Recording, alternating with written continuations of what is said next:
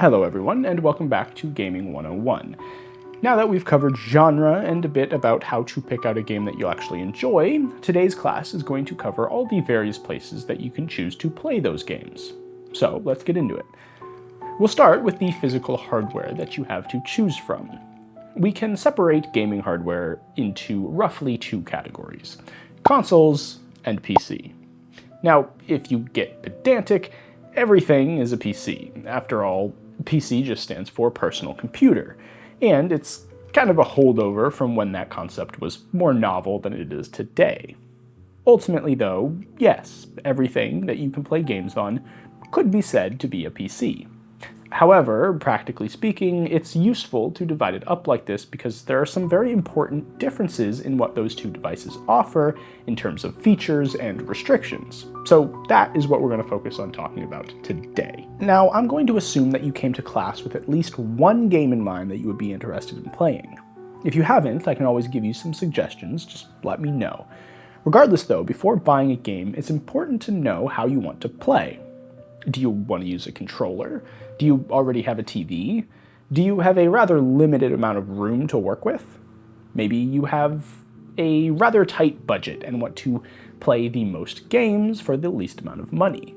Or maybe you want to be able to just chill on the couch and unwind after a long day in an office chair.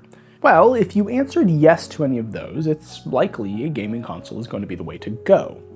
A console's main draw is its relatively small size and mostly unbeatable value. Most current-gen consoles will go for somewhere in the ballpark of $500, with diskless or cloud versions allowing you to go even lower, putting you more in the $200 to $300 range.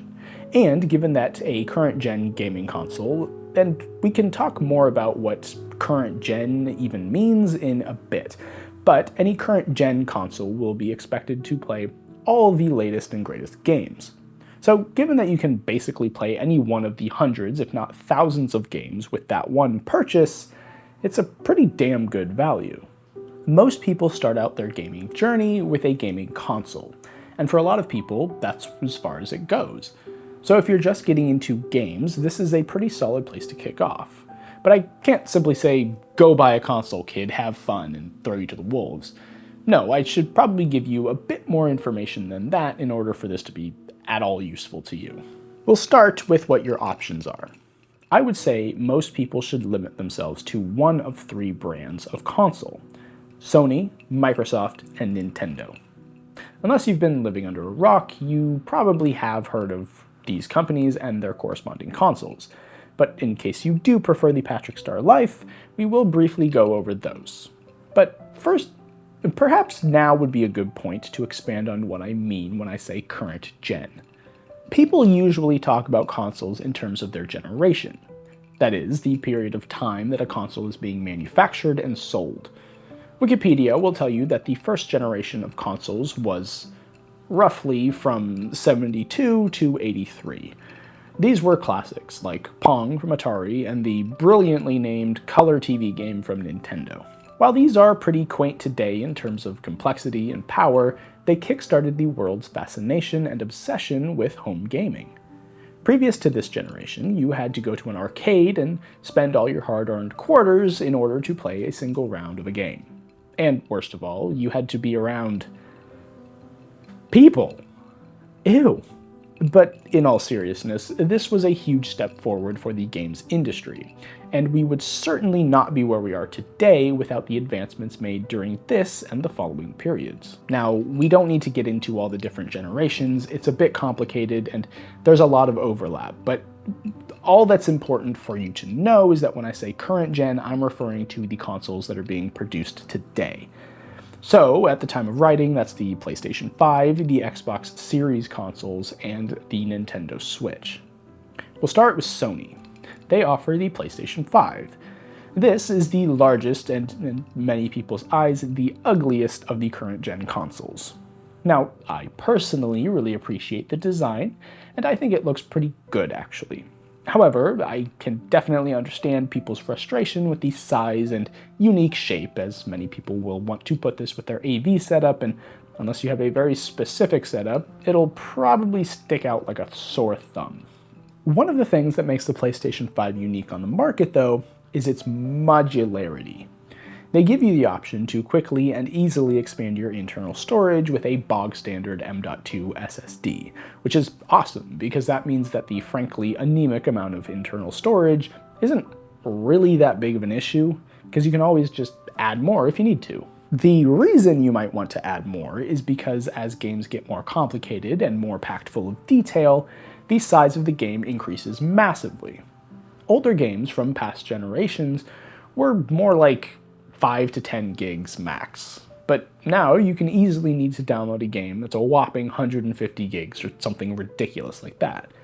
But even if your game is on the smaller side, you're still looking at around 60 gigs for the full thing. So even though they give you an objectively good 1 terabyte stock, you're looking at maybe 15 games with all the overhead the system requires. And that's if all your games are just about 60 gigs. The point is, it's important to be able to expand how much storage you have because it fills up quick. So giving you the option to buy whatever SSD you want instead of needing to buy their specific proprietary solution is great. And keep that in mind because we will be returning to this point soon. Not only that though, they also give you the option to customize it with removable cosmetic side panels. And their replacement colors are actually pretty varied and, in my opinion, quite fetching. But the other thing that makes it really cool is that now with the latest hardware revision, you can replace or remove entirely the optical drive. An optical drive is what your console uses to read physical media. In previous generations, games used to come on physical cartridges.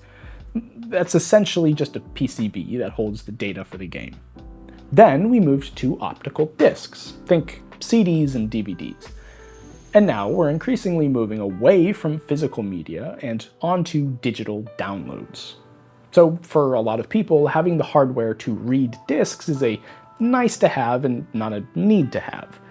And if you can save $50, why not? It's really cool that they let you remove it if you want to, or just not buy it from the get-go and add it later if you change your mind. Though it should be noted that I am very much a proponent of physical media and tech.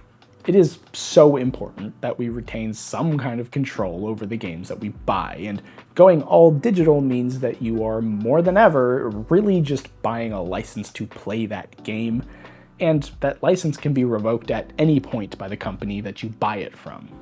So if that matters to you, which, I mean, it should, then you should seriously consider buying at least some of your games physically. But if your budget is tight, it's really great to have the option of having a discless console so that you can save like $50. Other than the hardware stuff though, the thing most people point to as being the reason they stick with PlayStation is the games. Sony has a reputation for releasing high-quality, story-focused, big-budget games for their consoles and their consoles only. And while I personally disagree with the exclusivity strategy on all fronts, it is a big motivator for a lot of people, so I would be remiss if I didn't mention that. So if you Google a game that you're interested in playing and it says it's only on PlayStation, then that really is your only legal option. But that brings us to the other major player, Microsoft and the Xbox. The Xbox is Microsoft's offering, but it really is quite the offering. Now, functionally, it does all the same things that the PlayStation does, but it does them in a bit smaller of a package and with a much larger focus on Game Pass. But before we get into that, I should probably address one of the big shortcomings with the Xbox, and that is its storage. Remember how we talked about how PlayStation is using an industry standard for their storage and making it nice and easy to replace or expand? Well, Microsoft decided to go with a much less consumer-friendly approach, with proprietary storage. Now, their justification is that their special storage cards are the only ones fast enough for their little quick load and quick resume features. But frankly, that's just BS. It's really just so they can charge you exorbitant prices for a simple storage upgrade. So if I were you, I would just grab a fairly cheap external USB storage drive if you need it. But with all that aside, the Xbox plays most of the same games that the PlayStation does, but in a bit of a smaller package. And it has the major advantage of being locally compatible with Game Pass, which is something I can't say about the PlayStation or the Switch. Xbox Game Pass is a kind of games as a service program that Microsoft offers both on Xbox and PC. It essentially lets you pay a monthly fee for access to a long, revolving list of games, as well as access to games on the day that they fully release. The version available on Xbox gives you a couple options to choose from, but essentially you're able to get a subscription and, in theory, play all the games that you want for that monthly price, as well as have access to things like online play, discounts on the store, and a few other digital goodies. Now, my job here isn't to sell you on anything, so I should point out that many people take issue with Game Pass as it's just one step further into the future where you don't own any of your games, which is very much a future we want to avoid. However, the value can't just be ignored. If you're not the kind of person who's bothered by not owning your games or your media as a whole, this is a great service, and it allows you to try all kinds of games and see what you're interested in actually buying. Now, I personally would advise against having this be your sole source of games. However, I know for a fact that if I had had this as an option back in middle and high school, I absolutely would have paid the $20 a month for all of these games, or at least tried to convince my mom to pay it. So while I personally don't think it's a good endgame, I do think it is a very valuable service for people who can't afford to buy every game outright, and for whom maybe $20 a month is much more doable, even if in the long run it's more expensive. I should say here that Microsoft do have a history of slowly boiling the frog when it comes to Game Pass pricing. So that is something to be aware of, and if you do decide to pay for it, make sure that you're keeping abreast of all of the changes that they will inevitably be making. But ultimately, the differences between Xbox and PlayStation can be boiled down to form factor and games. They're both extremely similar and offer pretty much the same exact quality of life features like quick resume from sleep, 4K Blu-ray playback, and stuff like that. But the one company who has always seemed to buck that trend is Nintendo. Nintendo are one of the oldest names in home consoles. They got their start in Japan selling playing cards nearly 100 years ago. Actually, I think it's over 100 years at this point. But in the late 70s to early 80s, they shifted focus over to the fledgling home video game market. We won't get into the history, but Nintendo is one of the only original console makers still standing, and that history both helps and hinders them in a lot of ways. Nintendo's current console offering is the Nintendo Switch. Now, at the time of writing, they are allegedly gearing up to release a successor to the Switch, so this may change in a year or two, but as for right now, the third relevant console on the market is the Switch. Now, the Nintendo Switch is a really interesting console for a few reasons. For one, Nintendo, as they are wont to do, went totally off script with the industrial design. At the time it released, pretty much the only handheld computers you could buy were either a cell phone or basically a really small laptop.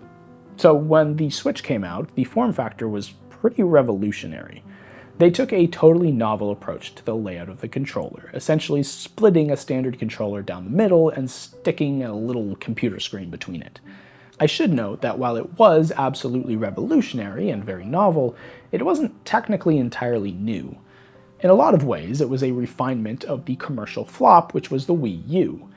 But as far as the general public was concerned, it was a completely new concept. But I'm getting off track. The point is that the design and use case of the Switch is entirely different from the Xbox or PlayStation. The Switch was made with travel and communal play in mind first and foremost. They do include a dock in the box which allows you to use it like a more traditional console with your TV, but then instantly grab it and take it on the go with you. And this is what really sets the Switch apart. Aside from Nintendo's famously stacked library of incredible games, the form factor is what really makes this console what it is. If you want to be able to play on the go and on the couch, and you're not really a snob for graphics or frame rates over 30, the Switch is perfect for you. Now, like Sony, Nintendo are notoriously stingy with exclusives, except to an entirely different degree. If a game isn't multi-platform already, it's likely not going to leave the Switch ever. And you can forget about any of Nintendo's first-party IP being brought over to any other platform too, because unless you want to dive into the deep and frankly fairly convoluted world of emulation, which I do very much recommend because it is a really fun hobby, the only way to play Nintendo's first-party games is on a Nintendo console. And while the ethics of emulating classics, which are long out of circulation, are fairly cut and dry, the same can't quite be said for emulating Nintendo's current games. Ultimately, these are your three options if you want to play on a console. And between the three, if I were to recommend one to you, ignoring your personal preferences and limitations, I think I would go with the Xbox. Not only is it effectively just as powerful as the PlayStation, but the controller is widely accepted as the best laid out. And while in my opinion, the symmetrical layout that the PlayStation has is far superior, the Xbox controller is much more widely supported by things other than the console that it came with, so you can use it outside of just your Xbox. And on top of that, it serves as a much better gateway into the wonderful world of PC gaming, which we will touch on briefly now. But before that, I kind of alluded to this when we were talking about the Switch, but I really do consider the Switch completely separate from the PlayStation or the Xbox. It is technically a current gen, well, I think actually it's technically a last gen console, but regardless, it is technically a current gen console, and it does compete theoretically with those other two. However, its base price is about $350, and it technically competes, but it's not really the same thing. You're not really going to get most of the same games that you can play on Xbox or PlayStation on the Switch, and it's kind of an entirely different use case. So my personal recommendation, if your budget allows, would be to have either a PlayStation or a Xbox, and then also have a Switch so that you can play all the games that are great on there, but then also the more graphically demanding and intense games on one of the other two consoles. That would be my personal recommendation if your budget allows it. If not, I would still go with the Xbox. I think it has a much more varied amount of games, especially with Game Pass and everything. That would be my personal recommendation. My personal recommendation, if you don't want to go with a PC. PC gaming is a whole entire rabbit hole to go down, and that's why I started with consoles, because chances are if you're watching this video, you're more interested in just playing your games rather than all of the other functions and quirks that come along with gaming on a PC. However, it is, in my opinion, the #1 way to play games. Not only is it not locked down to one singular company, allowing you to legally play games from almost any publisher, Nintendo excluded of course, but it can also let you engage with so many other parts of the gaming world. Things like online forums and communities are right at your fingertips, and if you did want to play a game that you aren't technically allowed to be playing, chances are you can find a post about it somewhere about how to get it running. And if you wanted to get into the content creation side of the community, it's much more straightforward to get up and running on a PC than it is on a console. And while the upfront cost is going to be higher unless you're willing to get pretty resourceful, games are very often on deep discounts on storefronts like Steam. So in the long run, it can be a more affordable way to play games. Plus, you get to be in control of how powerful it is. And if there's a component that doesn't quite cut it for you for whatever game you're trying to play, you can always upgrade whatever link in the chain is underpowered. The PC is kind of your only truly modular option when it comes to playing games. Remember that thing about storage we were talking about? Well, that's just not an issue on the PC. You can expand your storage in any way you want. Hell, you could even set up a NAS or network attached storage and have literal petabytes at your fingertips if you have the money for that. But even if you don't, you can get a 5 terabyte hard drive for extremely cheap, and SSDs have gotten to the point of being far more affordable than they were in the past. So you can get a nice 1 or 2 terabyte drive to have the games you're currently playing on so they can load as fast as possible, but then have your entire library downloaded on your slower storage drive for longer term storage. And I mean, most games don't really need that faster storage anyway, so a lot of them you can kind of just play off of the hard drive just fine. Now, for as much as I love it, I would say that for most people starting out their gaming hobby, the PC is not the place to start. Unless you're a particularly tech-interested person, it's going to be a lot of messing about and figuring things out, which you just don't have to do on a console. That's why most of this class has focused on consoles, because if you're looking to play games, that's the absolute easiest way to do it. But don't totally write off the PC, because once you do get more comfortable with things like settings optimization, and maybe you do become unsatisfied with the performance level of consoles, and get a bit of a larger entertainment budget, the PC is going to be your best friend. But that's just about all we have time for in today's class. If you have any further questions or you want to get some more personalized recommendation, please feel free to stay after class and we can kind of try to talk that out for you and your particular circumstances. But other than that, I hope you have a great day. Thank you so much for being here, and as always, happy gaming.